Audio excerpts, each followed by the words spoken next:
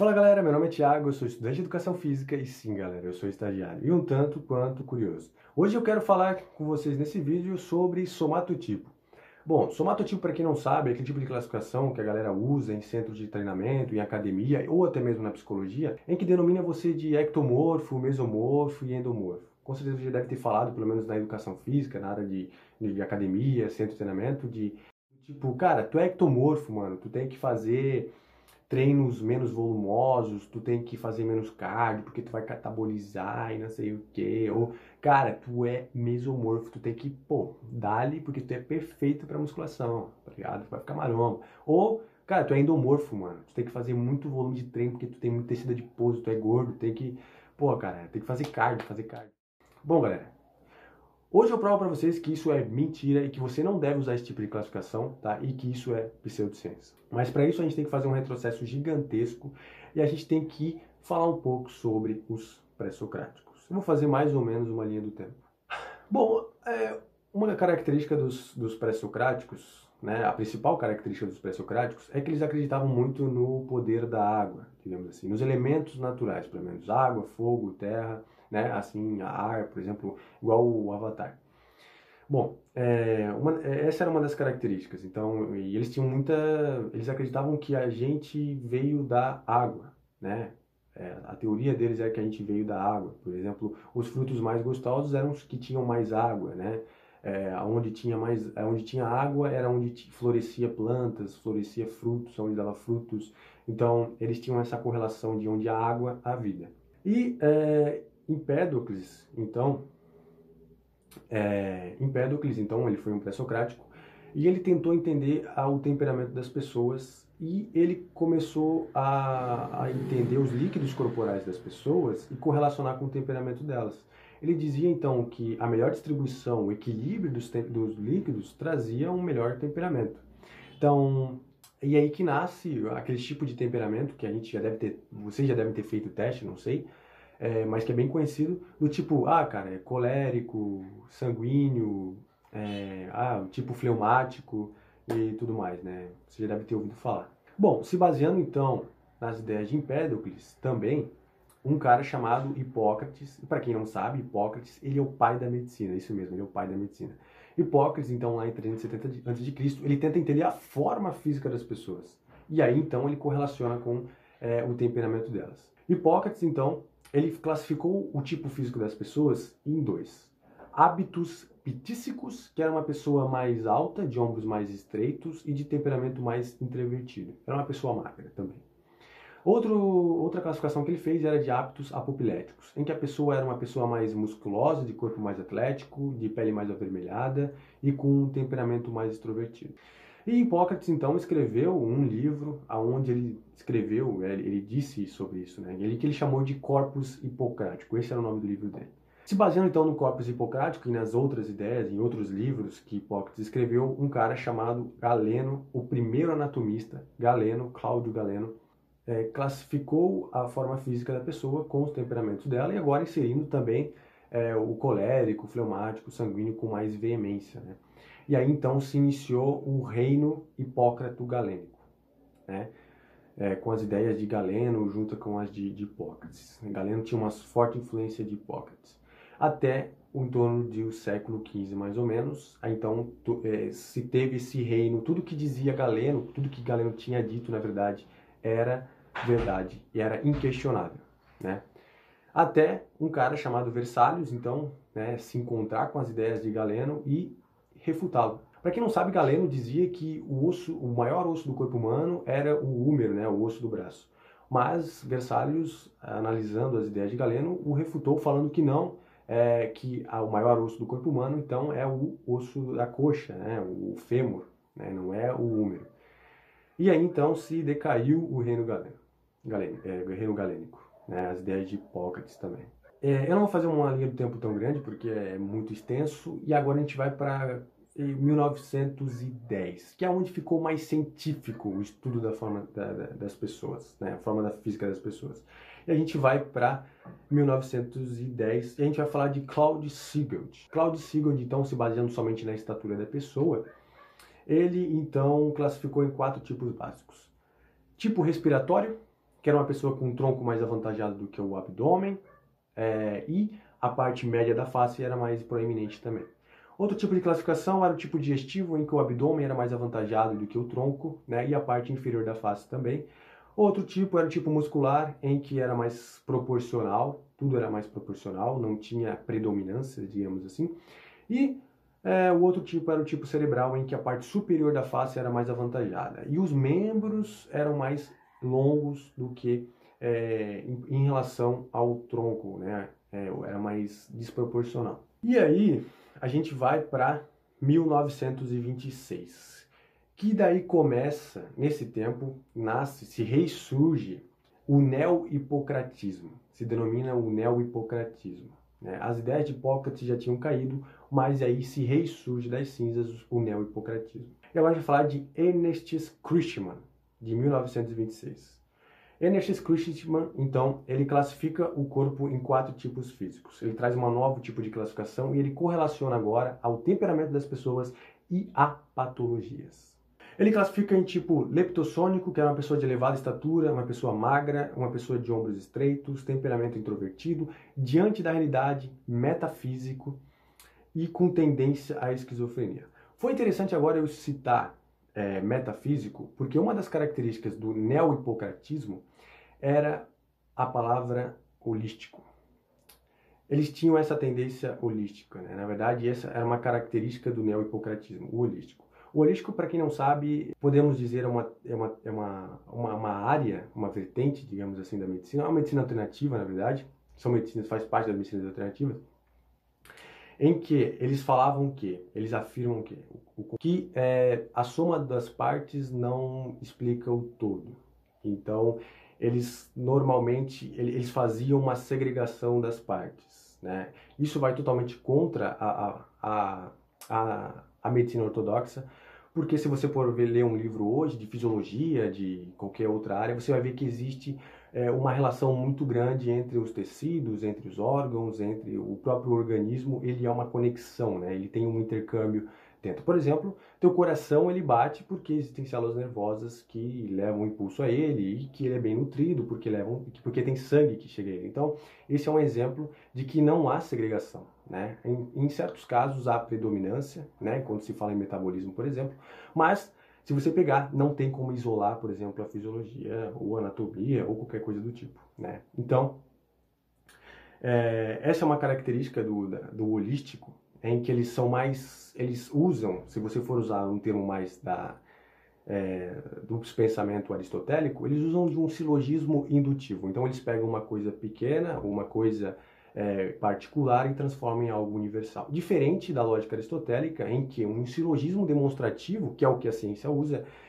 você teria que pegar o universal e ir dissecando aos poucos, né? E você verá que tem uma intercambiedade, né? Hoje em dia, por exemplo, muito se fala das faces musculares, da biotensegridade, né? Hoje em dia tem um livro chamado de Trilhos Anatômicos e tudo mais. Por mais que a galera defenda aí esse negócio de faces, liberação miofascial e blá blá blá e coisa, mas isso aí é outra coisa. Bom, vamos voltar aqui. Ernest Christman, então ele fez 4 tipos de classificação, né? Leptossônico, elevada estatura, metafísico e tal, com tendência à esquizofrenia, olha só, e já correlacionava com patologia.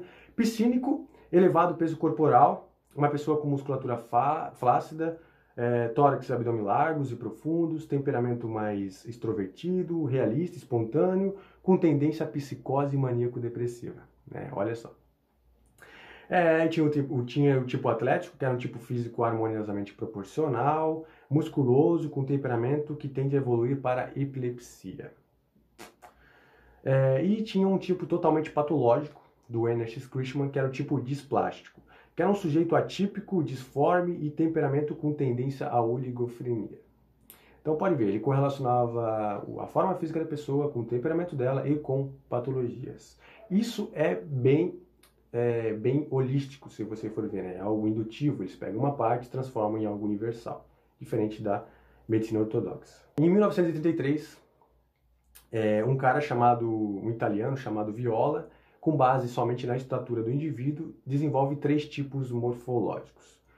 E ele aqui já não correlaciona mais com com temperamento nem com patologia, né? Até por isso que esses termos, eles são usados até hoje, podem ser usados até hoje, se bem que ectomorfo, mesomorfo também é usado, mas esses termos, eles podem ser usados porque ele é um silogismo demonstrativo, né? Bom, normolíneo, que é um desenvolvimento harmônico entre as dimensões tronco e dos membros, ou seja, normolíneo é proporcional entre membro e tronco. Brevilíneo, o tronco é mais prominente do que os membros, e longilíneo, os membros são mais longos. Hoje em dia você usa muito, por exemplo, na ginástica, o cara que faz argolas, por exemplo, um cara longilíneo, que tem os membros muito, muito grandes, ele vai ter dificuldade. Não que ele não possa fazer, né, todo mundo pode fazer, mas ele vai ter muita dificuldade, ele terá muita dificuldade em realizar, porque o braço de momento da resistência, ele é maior, a distância entre o eixo e a resistência, né? E com base, então, nas ideias de Viola, um cara chamado Nicola Pende, né? Ele pega essas ideias, até porque ele era digamos, aluno de Viola, e bota um fator eugênico muito forte. Eugenia, para quem não sabe, é um termo, né, em que quem criou foi Francis Galton. E eu descobri, através do meu orientador, professor, que o Francis Galton é primo de Darwin. Ou seja, ele pegou uma parte da teoria de Darwin e ferrou tudo e criou e falou que existem... e ele fazia algumas viagens à África, e ele falou então que existem seres mais superiores e inferiores, e que para preservar a raça, para criar uma raça perfeita, eles tinham que ter cruzamentos perfeitos e tudo mais. O cara era meio... ele era racista, e ele foi o cara que teve as ideias do nazismo, da raça ariana e tudo mais. Né? Bem feio a coisa. E Nicola Pende foi um endocrinologista que teve as suas teorias eugênicas, né, os seus biotipos eugênicos, durante o fascismo que cresceu lá na era de Mussolini, né, ou seja, do nazifascismo, né, que então ele era a favor do darwinismo social, digamos assim. Darwinismo social é o termo, né, usado pelas pessoas nazifascistas. Ele classificou em brevilíneo astênico, né, que é uma pessoa de estatura média, baixa, com tendência à obesidade, flácida pela retenção hídrica, com aspecto infantil do corpo e da face. Quando ele fala aspecto infantil do corpo e da face, ele traz um pouco da homossexualidade, né? Ele era um cara que ele tentava curar os homossexuais, né? Ele dizia que era uma doença. Não só ele, muitos estudiosos da época diziam que era uma doença. E ele então aplicava opoterapia. Opoterapia é tipo tirar glândulas de animais e aplicar em seres humanos para poder tornar eles mais viris. Era uma das coisas que Nicola Pende fazia. Com hiperplasia do tecido linfático, né, com sistema venoso atônico e aparecimento precoce de veias. Baixa pressão arterial. Era um tipo de classificação que ele fazia. Aqui eu não consegui achar qual era o temperamento que ele dava, nos outros ele dá. O outro tipo de classificação era o brevilíneo estênico. Morfologia, à primeira vista, semelhante à anterior, porém com menor tendência à obesidade, né? Que é o tipo tônico e não flácido, musculatura robusta, com tórax largo e curto, hipercolesterolemia, reações de defesa violentas, e com tendência ao nomadismo psicológico. Né? Ao nomadismo psicológico. É uma pessoa, assim, bem confusa psicologicamente. Longilíneo estênico, eu não vou me ater muito, não vou me aprofundar muito. Estatura maior que a média, a abundante secreção biliar, né? Aí a gente já faz uma relação lá com o risco do neo-hipocratismo, porque eles ainda tinham aquela teoria dos líquidos corporais, né? Por exemplo, o biliar é uma coisa que te levava a ser fleumático, se eu não me engano, né? Então, tipo, tem essa coisa do fleumático melancólico aí. Com reações psicológicas rápidas, na verdade, ele falava que era. E Pende falava a favor de uma tendência à esquizofrenia, ele dizia, né? Outra classificação que ele fazia era de longilíneo astênico. Eles eram altos, tem um tipo gracioso, delicado, ele já fazia algumas citações com homossexualidade de novo, com pouco desenvolvimento muscular, recordando a fisionomia de um adolescente, né? Com temperamento atrabiliar ou melancólico, também é bem lembrado ali. Então ele já tinha essa coisa de melancólico, fleumático. E que outro cara, então, eu não vou entrar agora nesse cara, mas teve um outro cara depois de Pend, né, até 1998, acho, alguma coisa assim, 1900, bem recente, um cara também, um médico chamado Martini, se baseou nas ideias de Pend, nas ideias fascistas, ideias eugênicas de Pend também. Então, pode ver, influenciou muito, né? E agora a gente vai para 1940, onde vai falar sobre os ecto, meso e endomorfo. Esse tipo de classificação, então, em 1940 foi dado por William Herbert Sheldon. William Herbert Sheldon, então, classificou em ecto, meso e endomorfo, se baseando nos folhetos embriodários, como, por exemplo, ectoderma, mesoderma e endoderma, né? Em que ele botava uma pessoa para fazer de frente, botava uma pessoa na sua frente e tirava foto de frente, né, de lado e de costas, tirava de 3 perfis.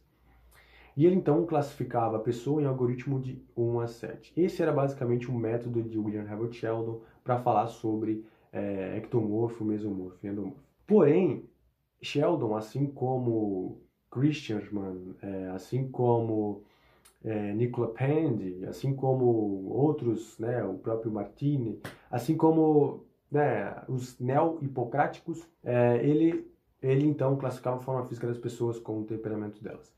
O problema é que ele não deixou isso explícito quando ele foi fazer a avaliação física, quando ele implantou o projeto dele dentro das universidades dos Estados Unidos. Essa informação eu consegui lendo uma publicação do The New York Times, onde uma jornalista chamada de Ron Halsebaum, que também participou desse método, intrigada, foi pesquisar a fundo sobre o que aconteceu com a decadência do Sheldonismo.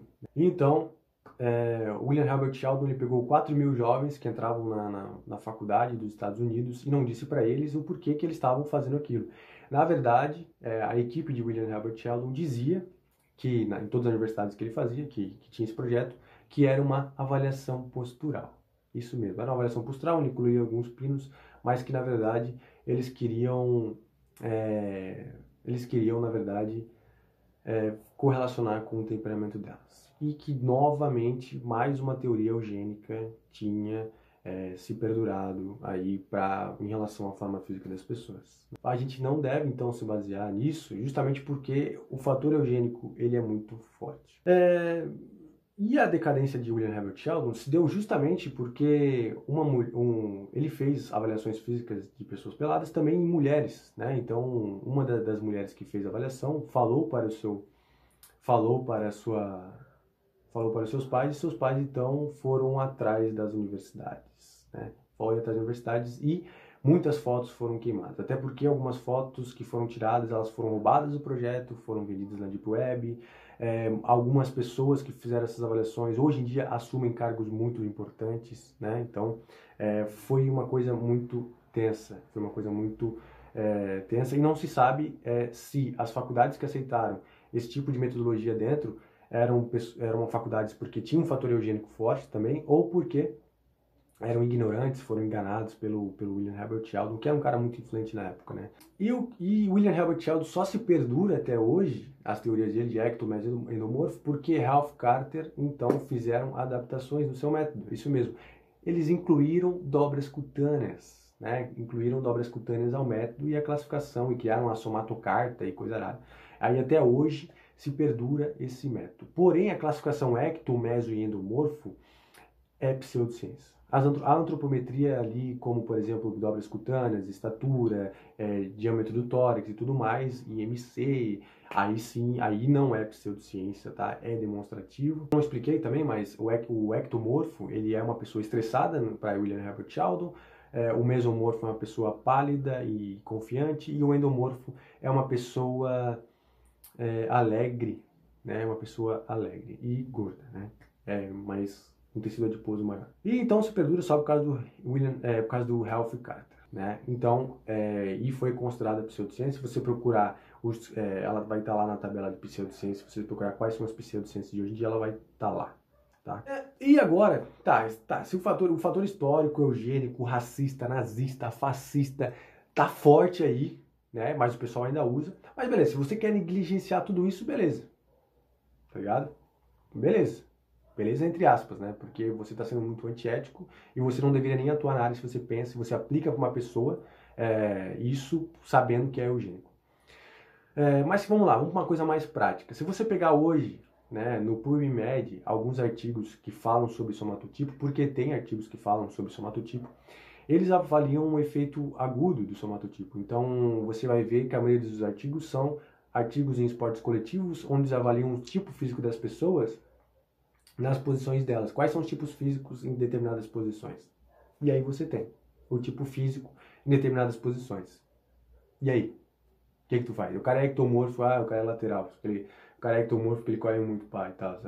Então ele é ectomorfo e tá aí. E aí? O que ele tá fazendo? Não tem uma lógica. Não tem artigo que avalia o ectomorfo, que fale sobre o somatotipo na pré e pós-intervenção, né? Só avaliam o efeito agudo. Isto porque a gente já tem estudos hoje falando das adaptações que tem, as teorias de Darwin dizem isso também, né?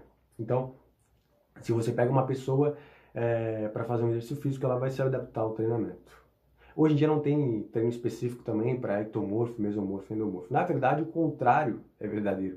Se você pegar, existe uma relação de dose e resposta para hipertrofia em relação a volume de treinamento. Então, quanto maior o volume de treinamento, maior a resposta hipertrófica. Então, a pessoa que é ectomórfica, ela não tem que fazer treino curto. Ela tem que fazer um treino maior, tá ligado? Ela pode ser uma non-responders, né? Ela pode ser uma pessoa que não responde ao treinamento como outro tipo de pessoa. E às vezes ela nem é ectomorfo, mas vamos lá na teoria do William Herbert, digamos que ela é ectomorfo. Se ela não respondeu, você vai fazer o quê? Você vai aumentar o volume de treinamento, porque isso é o que a literatura nos diz, né? Então, aí também tá. Então, assim, o que é para mim o tipo físico das pessoas? É você criar uma filosofia para chamar a pessoa de qualquer coisa por exemplo, eu vou criar aqui uma filosofia para chamar a pessoa de armário, de cachorro, de qualquer coisa, de melancia, de computador, de sofá, e vou criar uma filosofia em cima disso e falar que a pessoa é esse tipo físico. É basicamente isso. Então é isso, galera. Eu quero que você não use mais esse tipo de classificação. Eu peço para que você não use mais esse tipo de classificação. Eu espero que tenha convencido você, né, que para que não use mais, porque isso é pseudociência e pseudociência não tem espaço. Muito se fala que existe medicina ortodoxa e a não ortodoxa. Na verdade, não existe isso. Existe a medicina que funciona e a medicina que não funciona. Beleza? Esse foi o vídeo de hoje, então, galera. Espero que você tenha gostado. Até mais. Até o próximo vídeo. Eu espero falar no próximo vídeo sobre liberação miofascial. Espera lá.